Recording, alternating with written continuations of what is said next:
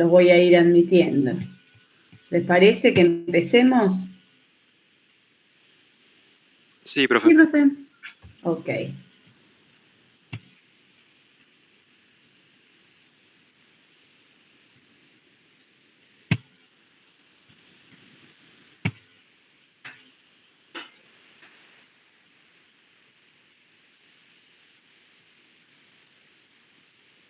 ¿Todos ven, chicos?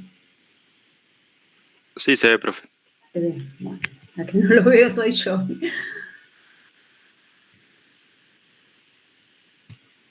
¿Ahí siguen viendo ustedes? Sí, profe. Ah, perfecto. No, porque yo tengo que venir a la pantalla porque si no, no. Ahí está. Bueno, como les decía, lo que vamos a ver son dos casos clínicos que tienen que ver con la diabetes. El primer caso es un hombre de 57 años que presenta como signo, digamos, una obesidad central y se refiere que el paciente es diabético. Acá dice cursa con síndrome metabólico, ¿no? Nosotros, ¿ustedes saben lo que es el síndrome metabólico?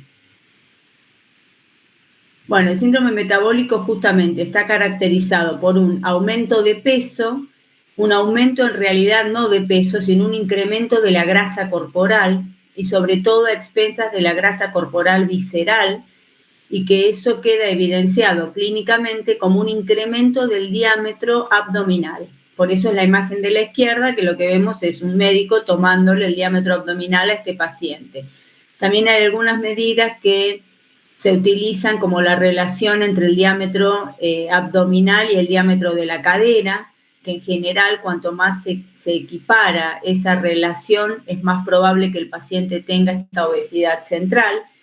Y una de las cosas que se utiliza con más frecuencia y que es más sencillo es el Body Mass Index, que es la relación entre la altura, el peso corporal sobre la altura al cuadrado de ese paciente. Y hay diferentes valores que en general cuando excede el 30 kilos por metro cuadrado sería, o por metro, perdón, ese paciente ya se considera que hay obesidad. Entonces, si unimos esta obesidad central con algunas alteraciones en el perfil lipídico del paciente, con hipertensión arterial y con lo que llamamos resistencia a la insulina, queda constituido el síndrome metabólico. Acá vemos que hay una prueba, una muestra, digamos, de un test de glucosa y que tenemos ese valor que es 135. ¿Cómo lo podríamos definir? ¿Se acuerdan? Esto lo vieron en la clase. Sí, si es en ayunas, mayor a 126 miligramos por decilitro se considera ya diagnóstico de diabetes. Sin embargo, bueno, si es al azar, tendría que ser más de 200 miligramos por decilitro. Perfecto. Acá podríamos considerar entonces que, como dice que es diabético, que es una glucemia en ayunas. Se hacen más de 8 horas de ayunas, se hace la medición de la glucemia y, bueno, si tiene más de 126, ya el paciente se considera diabético, sobre todo en este contexto clínico, que es un paciente que tiene un síndrome metabólico. Otra cosa que suma el síndrome metabólico es la hipertensión arterial. Y entonces, en ese contexto, lo que vamos a obtener es una resistencia periférica a la insulina. Entonces, ¿de qué tipo de diabetes estaríamos hablando? Tipo 2. Tipo 2. Perfecto. Recuerden que la diabetes en realidad es un trastorno del metabolismo de la glucosa que puede tener diferentes contextos clínicos. Los más frecuentes son la diabetes tipo 1 y la diabetes tipo 2. Y la diabetes tipo 2, sobre todo, se va a dar en el contexto de una resistencia periférica a la insulina. Quiere decir que el valor de insulina, por lo menos en las primeras etapas de este tipo de diabetes, va a estar normal. Lo que sucede es que el tejido no puede aprovechar, no es receptor a esa insulina para la captación de la glucosa y por lo tanto aumenta la glucemia. Entonces, síndrome metabólico, según la OMS, vamos a tener la obesidad abdominal, esto que decíamos, el índice de Body Mass Index, más de 30 kilogramos por metro del paciente, y después lo que también les decía, la relación entre cintura y cadera. Fíjense que si disminuye, quiere decir que la cintura es más ancha que la cadera, ¿no? Esto de la obesidad central. Puede haber hipertrigliceridemia, más de 150 miligramos por decilitro. El colesterol también puede estar aumentado a expensas del LDL y el colesterol HDL va a estar disminuido. Aumento de la presión arterial y la microalbuminuria, bueno, en orina esto. Pero lo principal es la hipertensión, el trastorno en los lípidos y la obesidad central. Y entonces, ¿cómo hacíamos el diagnóstico de diabetes? En este paciente estaríamos en la columna más distal, digamos, donde dice diabetes mellitus. Vemos que tiene una glucosa plasmática en ayuno de 135, es decir, mayor de 126, ya es una diabetes constituida.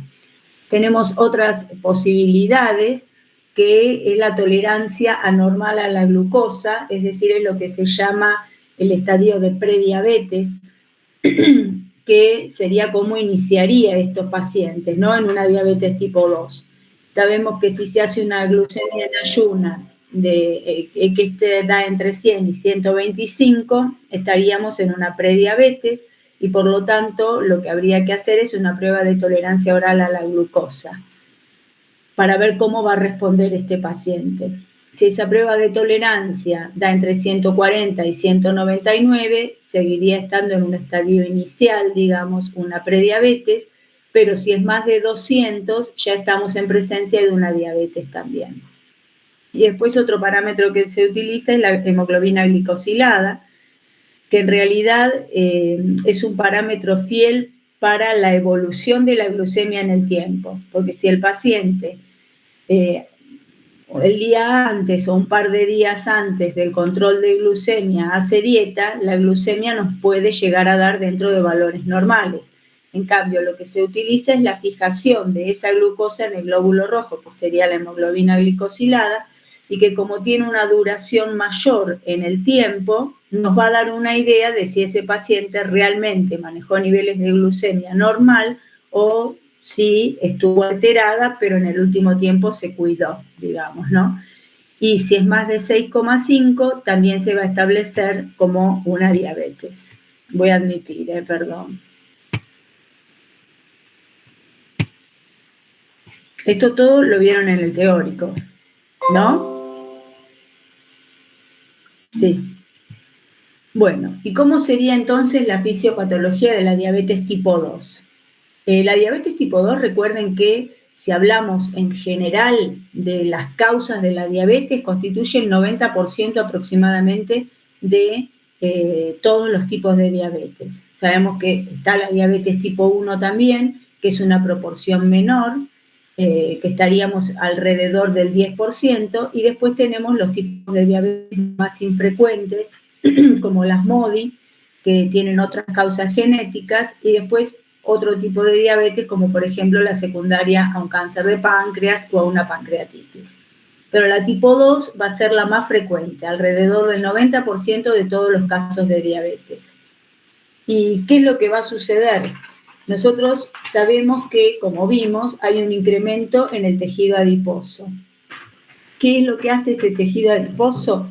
El tejido adiposo va a ejercer un efecto tóxico, es decir, va a actuar sobre los islotes beta de las células beta, de los islotes pancreáticos, y va a ejercer una acción tóxica mediante la liberación de mediadores de la inflamación, como son las interleuquinas.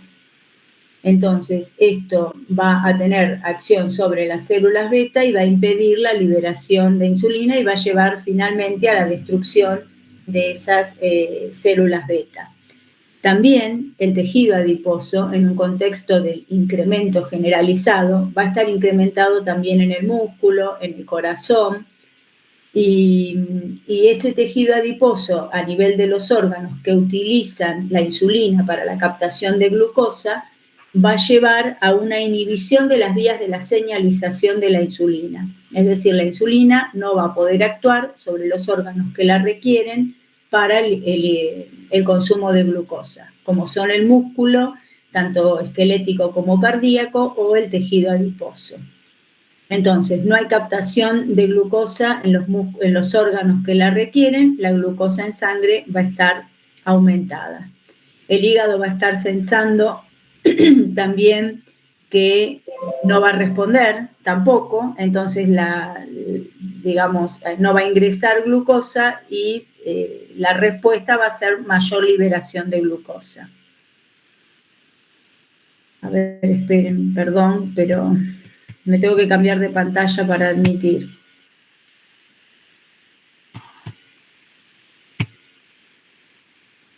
Y en un paciente donde la ingesta va a estar aumentada, que es lo que vemos acá, ¿no? La ingesta de glucosa va a estar aumentada, el páncreas va a empezar a fallar en la secreción de insulina por este efecto de los ácidos grasos sobre las células de los islotes, van a ser captados tanto por las células beta como por los macrófagos, y esto va a provocar, a través de la interacción con el inflamasoma, va a provocar la liberación de interleuquinas que van a llevar a una destrucción local, a una inflamación local en los islotes pancreáticos, junto con una falta de captación por el tejido adiposo y por el músculo, va a aumentar de manera importante la glucemia.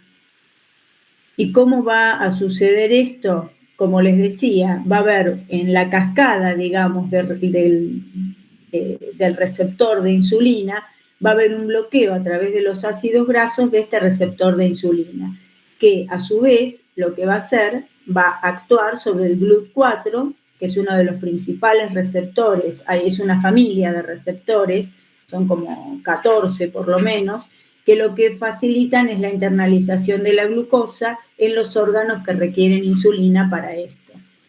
Entonces, al haber una inhibición de la cascada del receptor de insulina, el GLUT4 no va a permitir el ingreso de la glucosa a los órganos blancos. Por lo tanto, va a incrementar la glucemia. ¿Estamos hasta acá?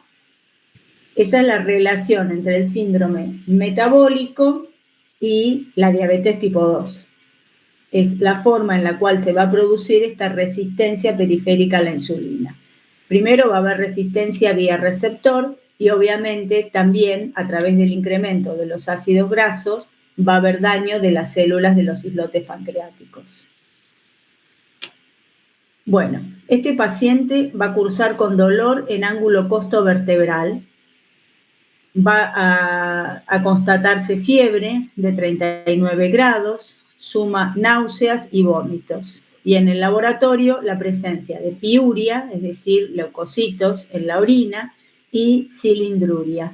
Presencia de cilindros, lo que nos da también una indicación de que hay un daño a nivel renal.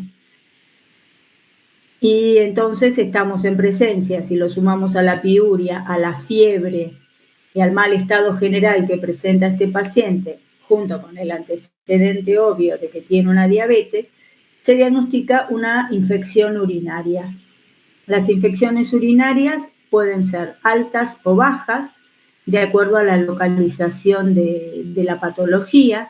Infección urinaria alta sería más allá de la vejiga, uréter y riñón, y la infección urinaria baja la llamaríamos cistitis a nivel de la vejiga o de la uretra, uretritis.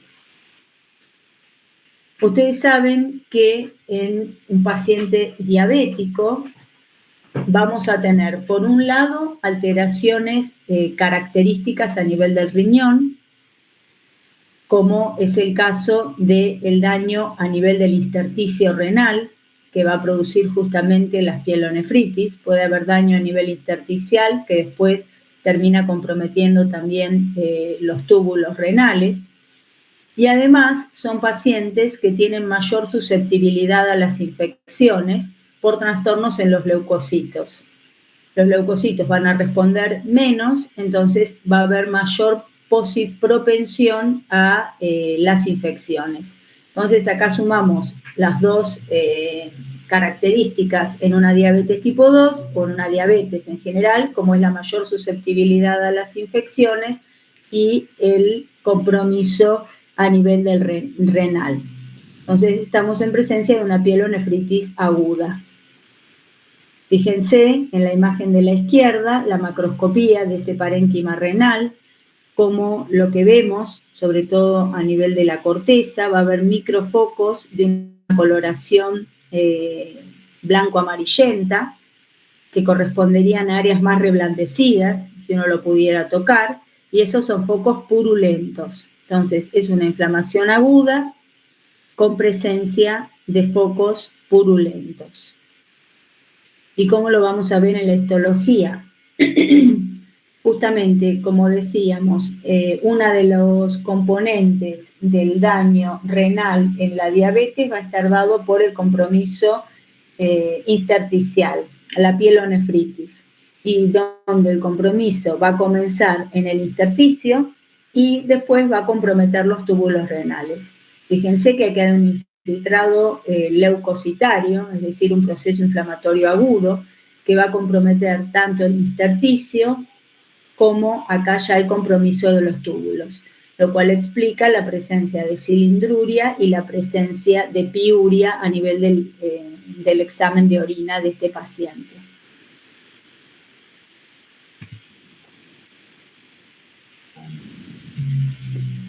Otra imagen microscópica, donde acá, bueno, lo que se resalta es que por lo menos en este momento, en este paciente, el componente glomerular va a estar normal, por esto que les decía, como es una pielonefritis, en general el compromiso va a ser intersticial. Voy a admitir a alguien, ¿no?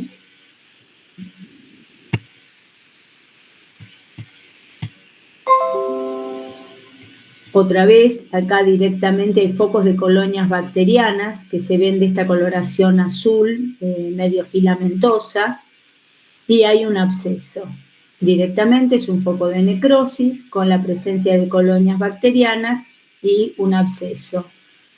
Y los glomérulos van a permanecer, por lo menos en este momento evolutivo de la diabetes de este paciente, de características conservadas. El daño se va a centrar a nivel del intersticio y a nivel de los túbulos, ya con presencia de necrosis. Quiere decir que es un proceso bastante descontrolado. Acá otra vez vemos la presencia de colonias bacterianas. En general son elementos coliformes en un paciente que tiene cierto grado de depresión de su inmunidad por su diabetes, que van a colonizar a través de la vejiga y ascender hasta llegar al riñón.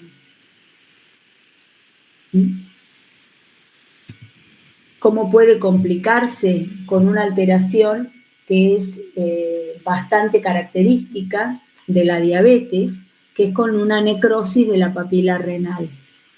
Fíjense estas áreas que corresponden a las papilas, como tienen una coloración blanco-amarillenta, quiere decir que hay un proceso de reblandecimiento, un proceso purulento y un proceso de destrucción de la papila renal.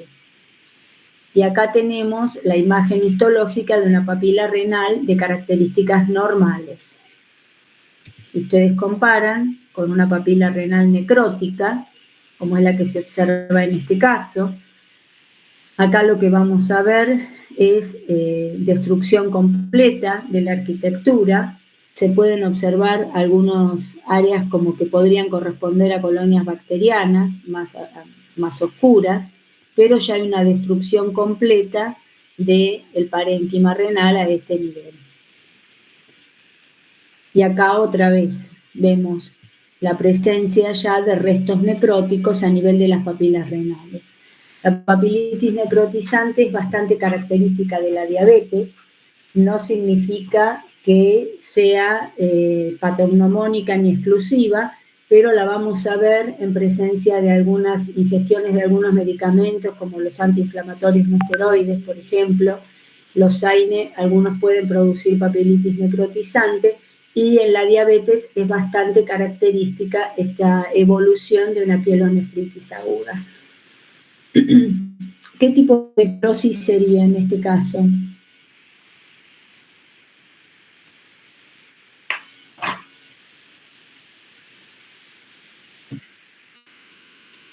Y la etiología no sería isquémica, es infecciosa. Entonces, fíjense que acá... Claro, liposarcina. Exacto.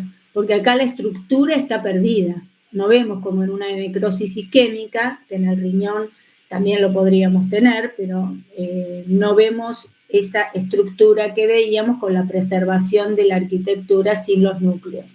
Acá directamente hay una destrucción completa secundaria a una infección bacteriana. ¿Estamos? Bueno, en este paciente, acá hay cosas que por ahí están de más para este momento, ¿no? Pero sirven para que ustedes lo entiendan. Va a derivar en una insuficiencia renal aguda, es decir, la insuficiencia renal aguda es cuando el riñón no da abasto con su tarea de filtración y va a haber un aumento del amonio en sangre, ¿no? ¿Y cómo se va a clasificar la insuficiencia renal aguda? En prerrenal, que en general vamos a tenerla cuando hay una disminución del aporte sanguíneo a el riñón, como podría suceder en una insuficiencia cardíaca congestiva, por ejemplo, cuando hay una disminución del volumen sanguíneo, ahí podríamos tener una insuficiencia prerrenal, es decir, no depende del riñón, sino del aporte al riñón. Puede ser parenquimatosa o renal, que sería el caso en el cual estamos plantados, digamos, porque hay un proceso primario del riñón, que es el proceso inflamatorio agudo, y esto va a devenir secundariamente a la papilitis necrotizante en un proceso de insuficiencia renal. Y posrenal, cuando la falla en el riñón va a ser secundaria a alguna alteración más allá del parénquima renal. En general, alteraciones de la vía urinaria o de la vejiga. Entonces, en este caso, la insuficiencia renal sería de origen renal o parenquimatosa y secundaria a una necrosis papilar que tiene que ver con un proceso inflamatorio agudo en este paciente por el factor de riesgo que sería la diabetes. Podría ser una evolución. En este panorama acá habla de qué es lo que puede llegar a suceder 10 años después con este paciente. Ustedes saben que la diabetes, el daño que va a producir, nosotros podemos hablar de diferentes tipos de diabetes, ¿no? Como dijimos al principio, todo esto, ¿qué es lo que tiene en común? El incremento de glucosa en sangre. Eso sería el factor común a todos los tipos de diabetes. Entonces, ¿por qué va a haber daño en la diabetes? Porque hay glucotoxicidad, es decir, este incremento de la glucosa va a ser tóxico para los tejidos. Es importante que recuerden cuáles son los mecanismos mediante los cuales la hiperglucemia va a producir el daño tisular. ¿Se acuerdan que tenemos fundamentalmente 3 mecanismos?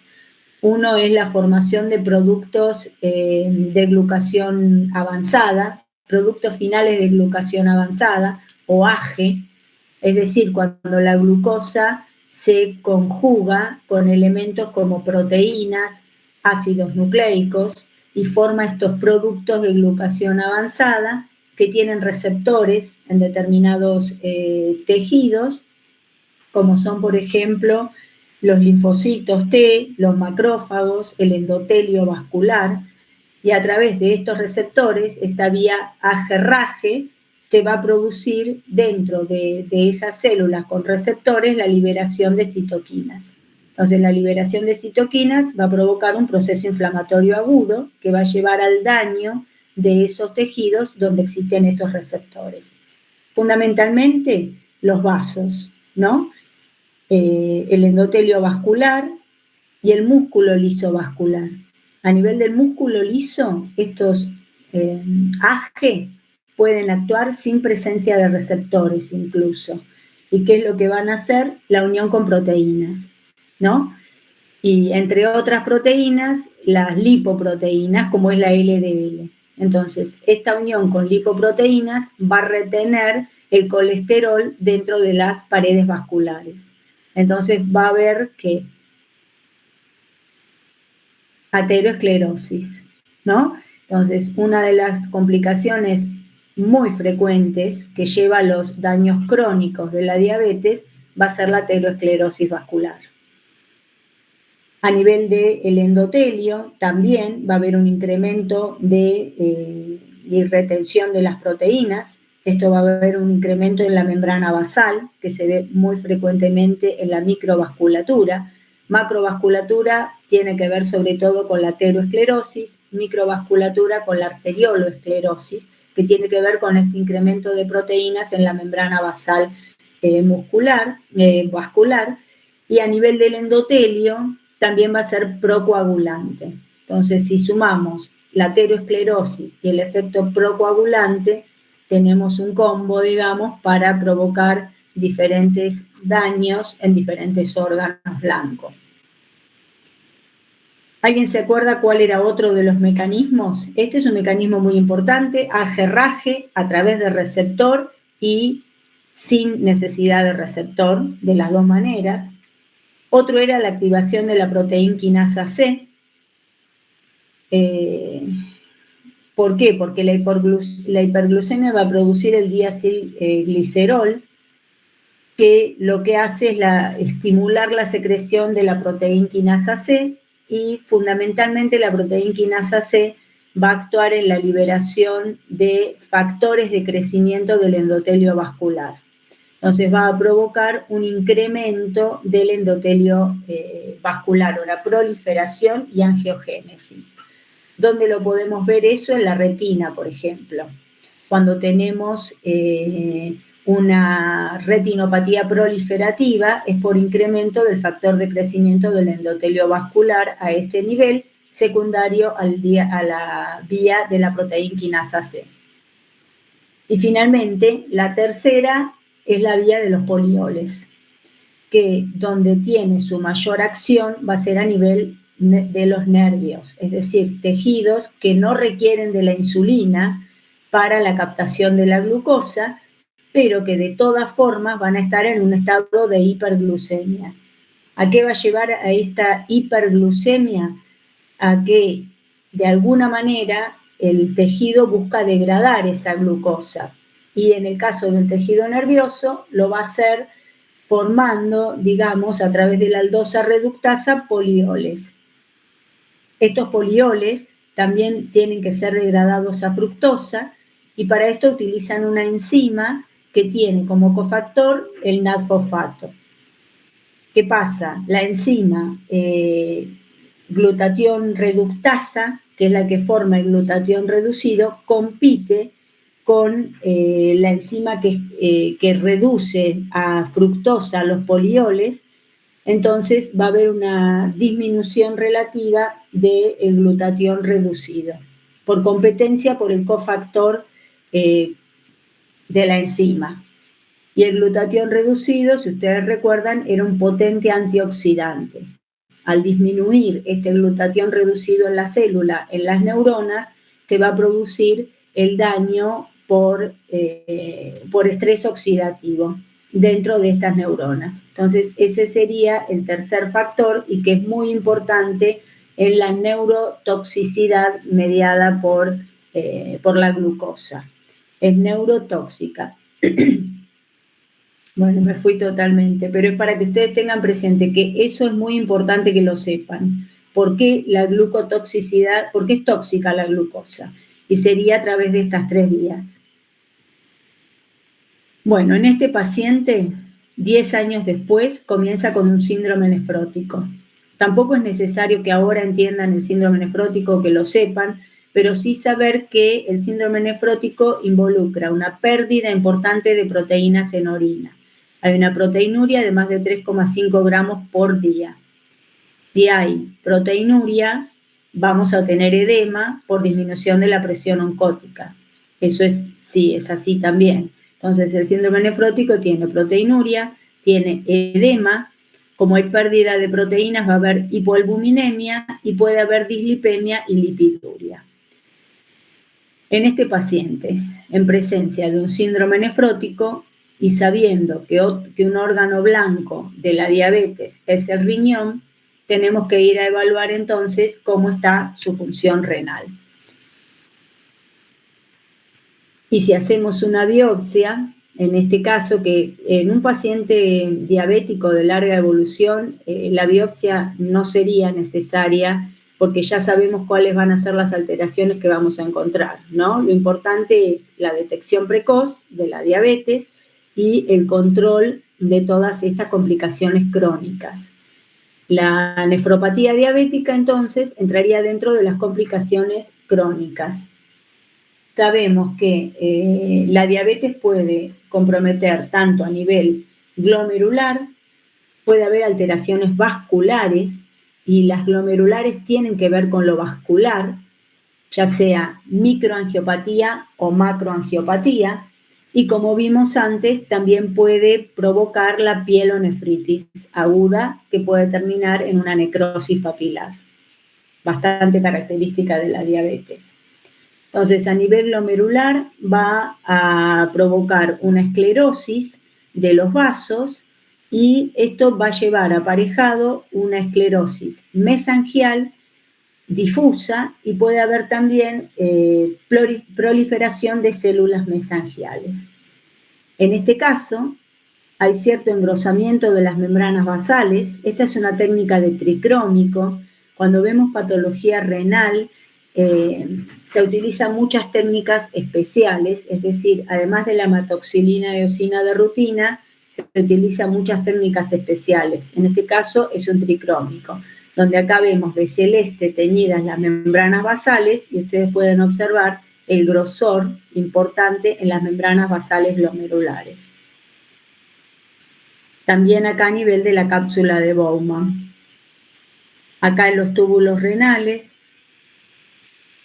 por un incremento de la membrana basal glomerular, que si ustedes recuerdan, dentro de la fisiopatología estaba el depósito de proteínas secundaria a la conjugación con los AGE, los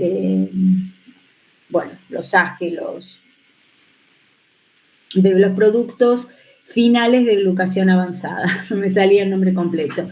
Estos se van a depositar y a su vez se van a unir a proteínas. Entonces esta membrana basal se va a ver de esta característica engrosada.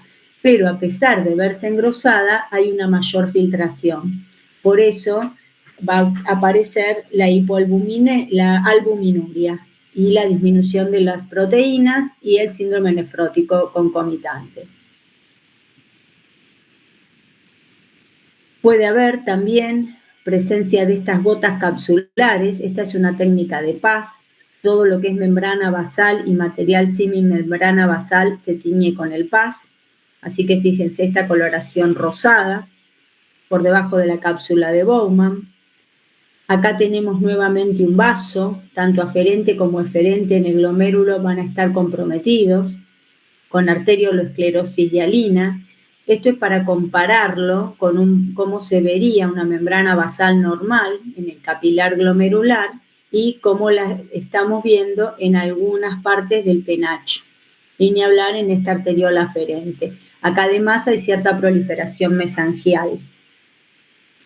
Y otra de las cosas que se pueden ver es el cambio de Armani-Ebstein, que en realidad corresponde a los túbulos contorneados proximales, tienen como esta vacuolización subnuclear, acá lo vemos bien, aparecen como estas vacuolas que corresponden al incremento de glucosa y que se pueden ver sobre todo cuando hay un incremento de cuerpos cetónicos, este cambio, que no es tampoco patognomónico ni exclusivo de la diabetes.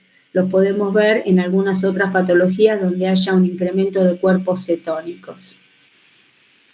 Bueno, y finalmente el compromiso glomerular va a quedar evidenciado en este caso por la glomerulosclerosis nodular. Nodular porque tiene estos depósitos de material semimembrana basal que forman nódulos de este aspecto bien nodular, que en general se van a dar hacia la periferia del penacho glomerular, y que tienen esta coloración como es material tipo membrana basal, una coloración rosada, pálida. Si lo viéramos en un PAS, veríamos de una coloración más rojiza, y es acelular.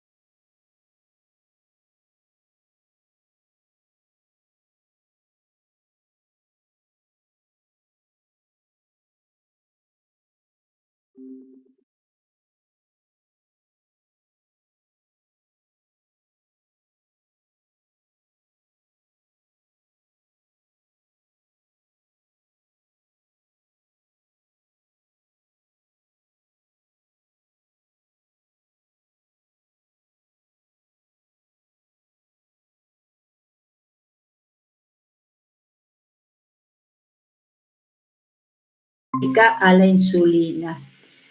Hay una sola, que es la adiposina, que lo que hace es estimular la captación de glucosa por estímulo de la insulina. Pero el resto de estas adiponectinas van a hacer la resistencia a la insulina. Por eso la obesidad, sobre todo central, que constituye el síndrome metabólico, es factor de riesgo para la diabetes tipo 2. Y después, bueno, las complicaciones renales, tanto a nivel intersticial, como veíamos, la nefritis intersticial, la pielonefritis aguda, la necrosis papilar aguda, y como complicación crónica secundaria a la microangiopatía diabética, tenemos la glomerulonefritis, la glomerulosclerosis nodular o de Kimmel-Wilson, que es bastante patognomónica de la diabetes. Y bueno, siempre tener presente los cambios vasculares, ¿no? También el cambio macrovascular va a llevar a la aterosclerosis y obviamente esto, arteriosclerosis de arterias grandes y medianas, y esto va a repercutir también en el riñón, llevando a hipoxia. Bueno, no sé si les queda claro, creo que con el teórico ya tienen una base, ¿sí? Que me van siguiendo, ¿no? Sí, profe, a mí lo que me quedó una duda era lo que dijo de lo de la adiponecina. ¿Dijo que aumentaba la captación de glucosa? Hay una sola, sí, la adiposina creo que es, que lo que hace es incrementar, la respuesta a la insulina, es la única. Después, el resto de las adiponectinas, me tendría que fijar bien, adiponectina, perdón, es la que estimula la acción de la insulina, es la única. El resto de las adiposinas, lo dije al revés, estimulan la resistencia periférica a la insulina. ¿Estamos? Gracias. Sí, sí. Eso dentro del contexto de síndrome metabólico. Si ustedes quieren ir a leer síndrome metabólico, lo van a encontrar mejor cuando hablaba en un capítulo que casi no se lee, que es el de patología ambiental, creo que es. Ahí está bien detallado todo lo que es el síndrome metabólico. Igual en la parte de diabetes de páncreas habla también un poco de por qué los ácidos grasos provocan la resistencia a la insulina. Pero si lo quieren leer más extensamente, vayan al capítulo de trastornos ambientales. Bueno. Segundo caso, paciente de 12 años, sexo femenino, presenta la tríada clásica sintomatológica, que es la polifagia, polidipsia y poliuria. Uno acá podría sumar que, como bueno, pueden ver en la foto, es una niña que es delgada, ¿no? A diferencia del caso anterior, que veíamos un paciente obeso con un body index aumentado, en este caso estamos en presencia de una paciente que, si bien relata polifagia, es decir, un hambre desmedido sería, pierde peso. En una niña o en un niño, digamos, esto es muy característico. A pesar de un apetito incrementado, va a haber una disminución de peso. Es muy sugestivo. Otra cosa que uno podría interrogar en un caso de un niño donde empieza a sospechar una diabetes es, primero, si hay antecedentes familiares. En los dos tipos de diabetes hay una carga familiar, la tipo 1, tipo 2 también tiene una carga familiar importante, uno siempre tiene que interrogar, incluso se dice que tiene mayor carga la tipo 2 que la tipo 1, carga hereditaria, digamos, y además uno tendría que interrogar, además de antecedentes hereditarios, si esta paciente tuvo alguna intercurrencia. ¿Esto qué es? Si tuvo algún cuadro viral en un tiempo acotado previo al comienzo de esta sintomatología. Eso es importante, porque acá estaríamos en presencia de qué tipo de diabetes. Tipo 1. Tipo 1. tipo 1, diabetes juvenil, que se le llamaba antes, ¿no? Donde se sabe que además de tener una base genética, es decir, hay determinados tipos de HLA que se asocian con la diabetes tipo 1, el DR3 y DR4, pero se sabe que en general va a haber una intercurrencia, es decir, el paciente va a presentar un cuadro infeccioso y que posteriormente a esto va como desencadenar el desarrollo de su enfermedad. Entonces serían las cosas que uno tendría que tener en cuenta. Además de la sintomatología que es clásica, pensar que la pérdida de peso puede también venir en el relato, a pesar de un hambre desmedido y de mucha ingesta puede haber pérdida de peso, averiguar antecedentes familiares y averiguar si hubo alguna intercurrencia que haya hecho que esta patología se terminara desencadenando. Entonces, diabetes tipo 1, a diferencia de la diabetes tipo 2, en este caso la insulina va a estar disminuida. ¿Por qué? Porque es una enfermedad autoinmunitaria.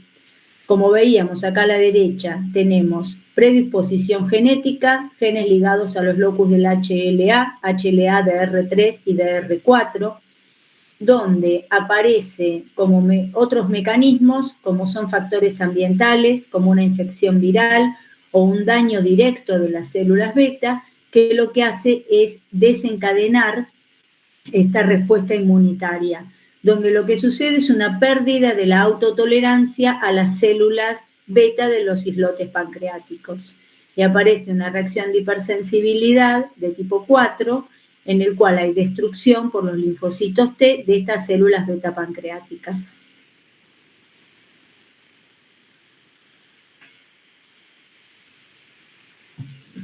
Bueno, acá se va demasiado. Sabemos que entonces hay una destrucción por parte de los linfocitos T.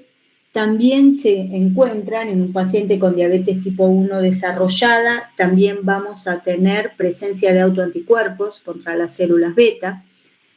Y hay entonces, como decíamos, una disminución de la tolerancia, y esto en un primer momento va a ser que la glucemia todavía pueda mantenerse, porque de manera compensadora las células beta restantes, digamos, van a empezar a liberar una mayor cantidad de insulina. Entonces puede haber un periodo durante el cual el paciente no tenga sintomatología de diabetes, a pesar de que justamente tiene una diabetes que está de manera silente avanzando.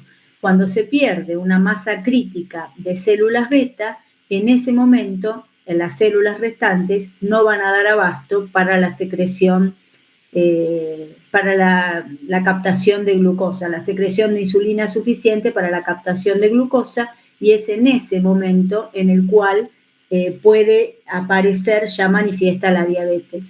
El periodo en el medio en el cual nosotros vamos a tener un incremento, digamos, de la secreción de insulina, donde hay una hiperglucemia, pero no va a ser suficiente para dar una sintomatología de diabetes, es lo que se llama periodo de luna de miel. Es el periodo previo al desarrollo de la diabetes clínica.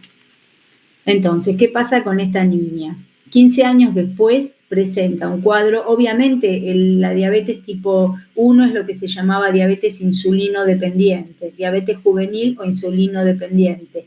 ¿Por qué? Porque se necesita sí o sí la inyección de insulina para poder contrarrestar los efectos de la hiperglucemia.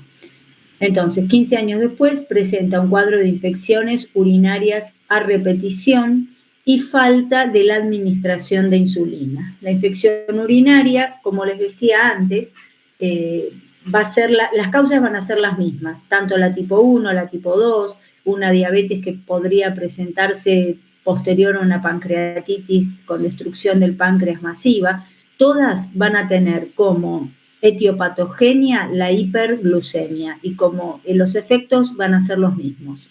Podemos ver, por ejemplo, en la diabetes tipo 1 que puede haber algunas situaciones que se aceleran para la edad del paciente, como por ejemplo la aterosclerosis. Vamos a tener pacientes con una aterosclerosis avanzada a una edad más corta, o un compromiso, por ejemplo, importante.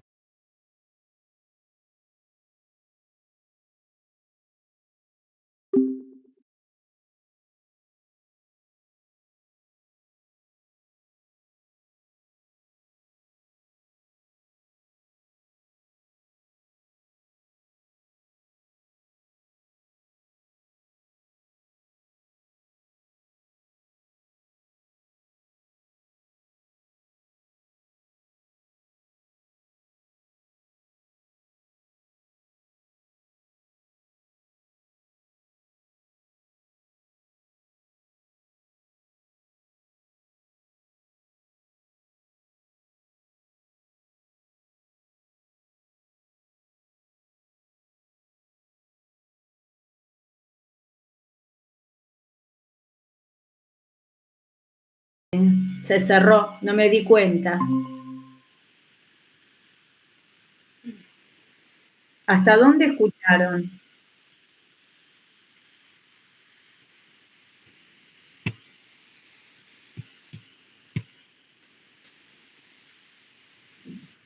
Hasta donde explicaba, profe, que los mecanismos iban a ser los mismos, que aumenta la probabilidad de infecciones. Ok, o sea, ¿arrancamos el caso 2?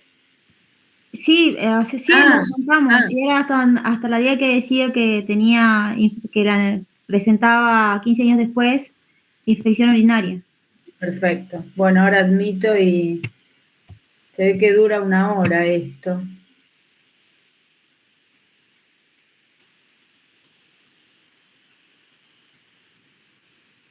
No sé cuántos éramos para...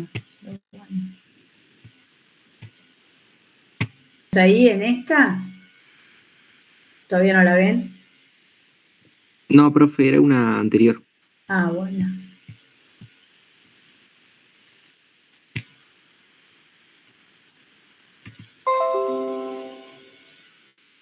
Ah, esta era la primera del caso, o no, no es la primera, pero bueno. En esa quedamos, profe.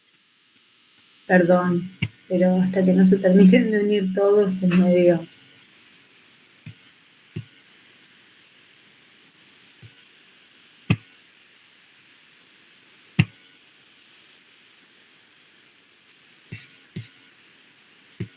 Esta la habíamos charlado, sí.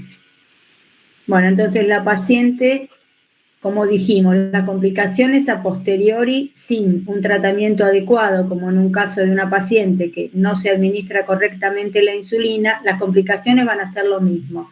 Lo único que se va a dar de manera más precoz, por ejemplo, una aterosclerosis en una paciente joven para presentarla de alrededor de 30 años, o la patología retiniana también es una patología que podemos ver en los pacientes jóvenes con mayor frecuencia. En este caso, la complicación más frecuente de la diabetes de tipo 1, una de las complicaciones agudas más frecuentes, es la cetoacidosis diabética. Y bueno, ¿por qué se va a dar? Ustedes saben que la generación de cuerpos cetónicos se va a dar por a nivel hepático, por la degradación de los lípidos y los triglicéridos, y de algunas, se van a formar cuerpos cetónicos. Estos cuerpos cetónicos, ¿por qué se forman? Porque se va a detectar que hay una ausencia de glucosa, y una forma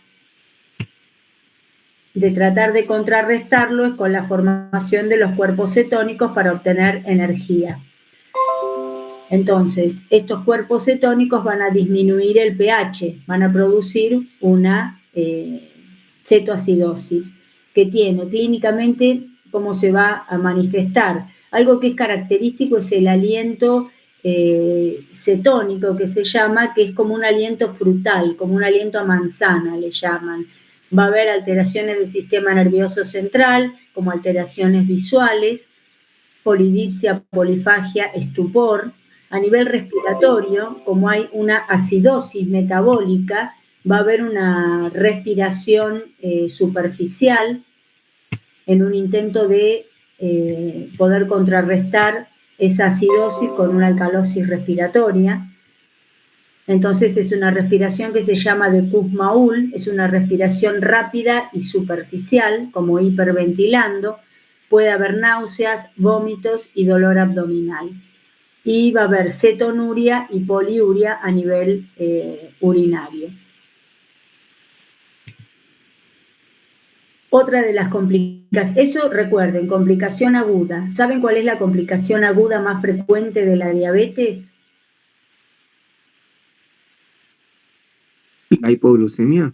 Exacto, la hipoglucemia. El coma hipoglucémico es la complicación aguda más frecuente.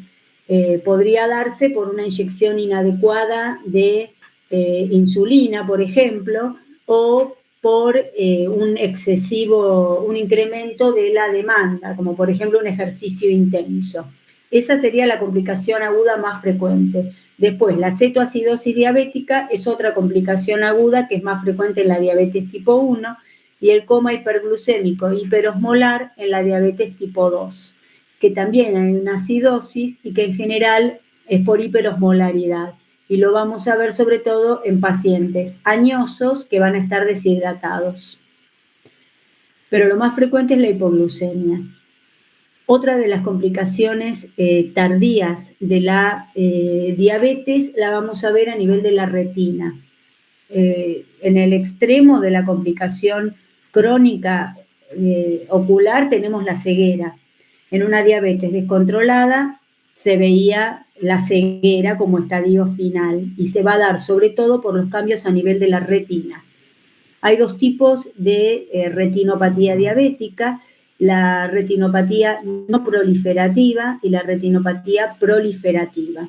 En este caso vemos un fondo de ojo, esto se los explicaría 1000 veces mejor un oftalmólogo, pero bueno, acá lo que se ve son microhemorragias, acá, y esta es la mácula, microhemorragias periféricas bastante abundantes, y va a haber exudados como estos que se ven más claritos, y como lo vemos acá, sobre todo, que estos exudados podrían corresponder también a depósitos de proteínas. Hay exudados duros que se llaman, que son de esta coloración blanquecina y tienen que ver con el depósito proteico.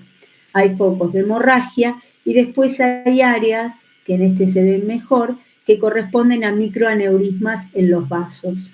Por la microangiopatía diabética va a ser la responsable de los cambios a nivel de la retina, como los microaneurismas, las hemorragias y los exudados proteicos. Eso en el contexto de una retinopatía diabética no proliferativa. Entonces, como decíamos, no proliferativa están los microaneurismas, los exudados proteicos o exudados duros y los focos de hemorragia. En la retinopatía diabética proliferativa va a sumarse una proliferación vascular importante. ¿Y esto con qué tiene que ver? Tiene que ver con el factor de crecimiento del endotelio vascular que va a ser liberado en respuesta al aumento de proteína quinasa C. Entonces vamos a ver una proliferación vascular por detrás de la retina, que esto puede llegar a adherirse a la retina y puede tironear de la retina y provocar entonces el desprendimiento de retina.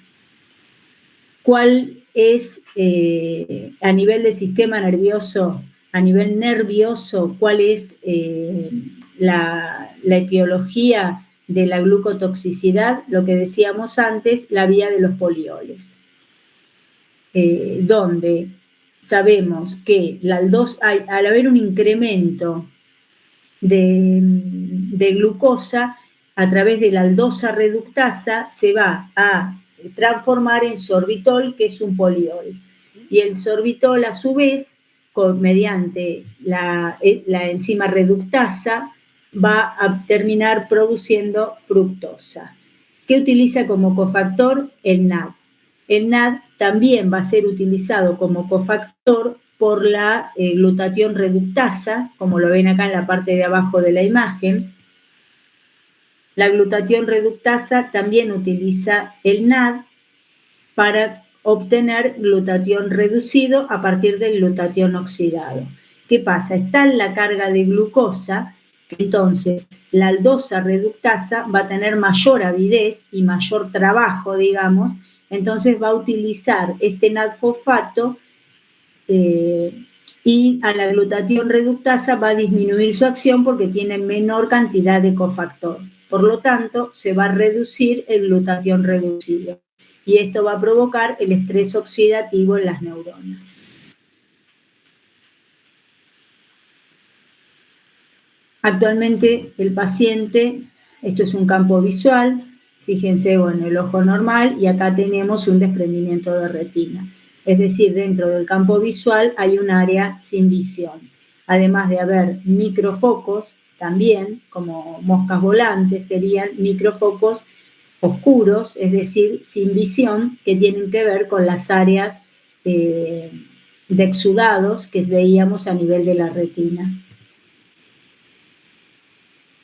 Este es el ojo normal. Y acá hay un desprendimiento de retina, es decir, la retina se va a desprender, llevando todo el componente nervioso, y va a producir ese punto de ceguera. Los desprendimientos pueden ser no regmatógenos y regmatógenos, es decir, el regmatógeno es el que tiene además un desgarro de la retina. En el caso de la diabetes, en general es no regmatógeno el desprendimiento de retina. Este desprendimiento regmatógeno se ve más por un traumatismo, por ejemplo, o en los pacientes añosos. Fíjense cómo acá se ve plegado, ¿no? A diferencia de lo que vemos acá, que se ve liso, pero está desprendido. Entonces, otra de las complicaciones tardías, la retinopatía diabética. Recuerden, fase no proliferativa, fase proliferativa, que tiene que ver con el factor de crecimiento del endotelio vascular. Es la última. ¿Qué otra complicación tardía podemos encontrar en la diabetes? Que es muy importante y que en la parte de la macro se ve. ¿El pie diabético? El pie diabético, exacto. Y tiene que ver con la macroangiopatía diabética, ¿no? Todo lo que es macroangiopatía, junto con la neuropatía, nos va a dar los trastornos sensitivo-motores y vasculares en los miembros. Recuerden, la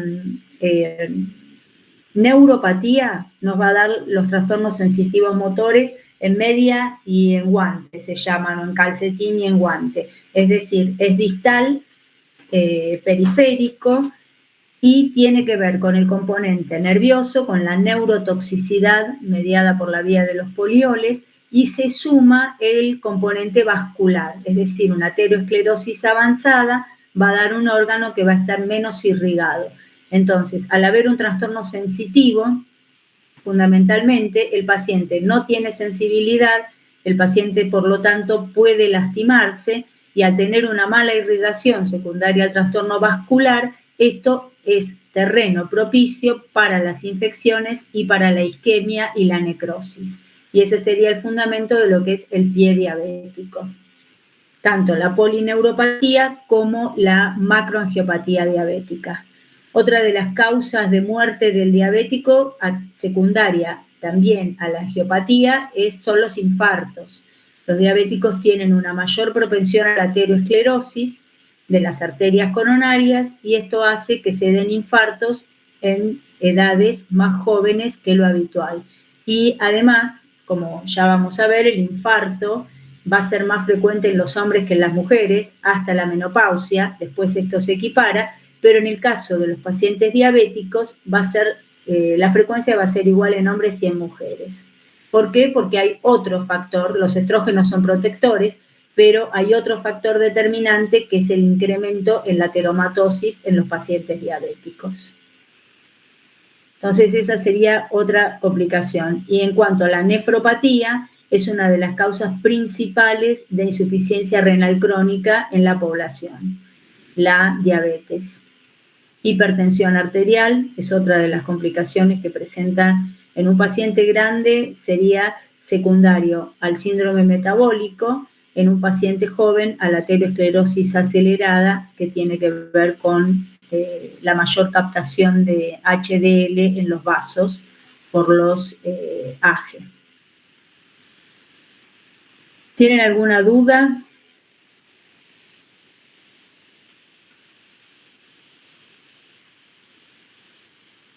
¿Ninguna pregunta? No, profe. No, profe. No. ¿Todo bien con diabetes?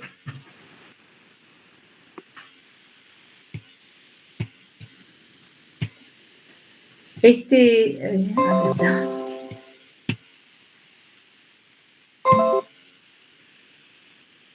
El miércoles tenemos la